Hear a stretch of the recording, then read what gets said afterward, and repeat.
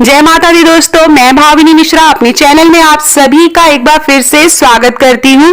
आप सभी को नवरात्रि की बहुत बहुत शुभकामनाएं। इस वीडियो में मैं आपको बताऊंगी कि नवरात्रि में जो हम जौ उगाते हैं या जो ज्वारे उगाते हैं, उन ज्वारों से शुभ और अशुभ संकेत मिलते हैं। आपके ज्वारे कैसे उगे हैं, हरे भरे हैं, पीले हैं, काले हैं, कम उग रहे हैं, इसके द्वारा हम जान सकते हैं अपना भविष्य। हम संकेत जान सकते हैं कि आने वाले साल में हमें किन किन परेशानियों से गुजरना पड़ेगा या फिर हमारा जो आने वाला समय है वो मंगलमय होगा। तो ये सारी जानकारी मैं आपको इस वीडियो में दूंगी, तो वीडियो के साथ बने रहिएगा। शारदीय नवरात्रि में माँ दुर्गा के 9 स्वरूपों की विधिवत पूजा करने का विधान है। शक्ति स्वरूपा माँ भगवती की विधिवत पूजा करने के साथ कलश की स्थापना की जाती है। स्थापना के समय कलश के चारों ओर जौ बोने की भी परंपरा है। कई जगहों पर इसे ज्वारे के नाम से भी जाना जाता है। मिट्टी में बोए जाने वाले इन जौ का काफी अधिक महत्व होता है।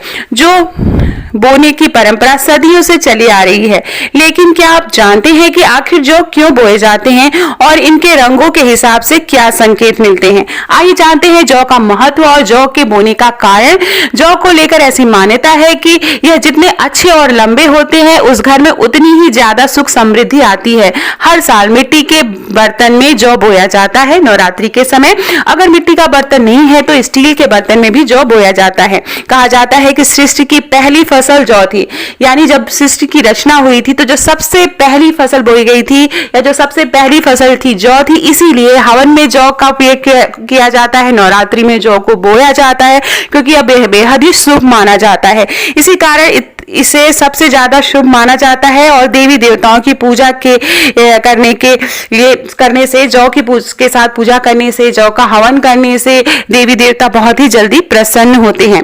अगर नवरात्रि के 1-2 दिनों बाद जौ उगने लगे, आइए मैं आपको बताती हूँ कि संकेत क्या है, आप ध्यान से सुनिएगा। अगर नवरात्रि में 1-2 दिनों बाद जौ उगने लगे तो खूब हरा भरा हो तो शुभ माना जाता है। इसे सुख समृद्धि से जोड़ा जाता है। इसके साथ ही घर में हर किसी का स्वास्थ्य अच्छा रहता है। जौ का अधिक बड़ा होना भी बहुत ज्यादा शुभ माना जाता है। जौ का अधिक बड़ा होना खुशहाली और सौभाग्य को दर्शाता है। अगर आपने जौ बोई है और 1-2 दिन बाद उगने लगे, हरी भरी रहे और तेजी से उसकी लंबाई बढ़ने लगे जौ की, तो आने वाला समय आपका अच्छा होने वाला है, खुशहाल होने वाला है और सौभाग्य से भरा रहेगा। अगर जौ सफेद और हरे रंग के होते हैं तो भी शुभ संकेत माना जाता है। अगर आपकी जो जौ है वो सफेद रंग के उग रहे हैं या फिर जो है हरे रंग के हैं तो आपका आने वाला समय अच्छा रहेगा। इसका मतलब होता है कि आपकी पूजा से मां प्रसन्न हो गई हैं। पीले रंग के जौ उगते हैं अगर आपके, तो माना जाता है जल्द ही घर में खुशियों की दस्तक होने वाली है। अगर जौ का रंग नीचे से हरा और ऊपर से पीला है तो ये साल आपका की जो शुरुआत है वो अच्छा संकेत देगी और अंत जो है वो बुरा संकेत देता है। एक बार मैं आपको फिर से बताती हूँ कि अगर जौ का रंग नीचे से हरा और ऊपर से पीला हो तो ये साल की अच्छी शुरुआत होगी। आपकी साल की शुरुआत तो अच्छी होगी लेकिन अंत आते कुछ बुरा होने की संभावना देने का संकेत देता है। जौ उगने के अशुभ संकेत मैं आपको बताने जा रही हूँ। बोए हुए जौ को ठीक ढंग से पानी आदि देने के बाद भी वह अगर नहीं उग रहे हैं तो यह बहुत ही अशुभ माना जाता है। काले रंग के जौ उगने से भी अशुभ माना जाता है। इसका मतलब है कि आने वाले समय में कई परेशानियों का सामना आपको करना पड़ सकता है। अगर जौ सूखी और पीले रंग की है तो जीवन में कई संकट आ सकते हैं।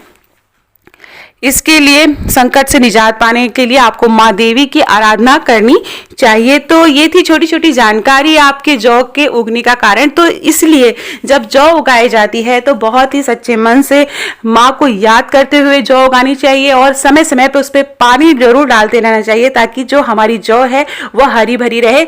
जौ जब आप लगा रहे हो तो इस बात का ध्यान देना चाहिए कि जौ में घुन नहीं होनी चाहिए, साफ सुथरी होनी चाहिए और जौ अच्छी क्वालिटी की होनी चाहिए ताकि आपकी जौ अच्छे से उगे और आपके घर में सुख समृद्धि और खुशहाली लाए। आशा करती हूँ आपको मेरा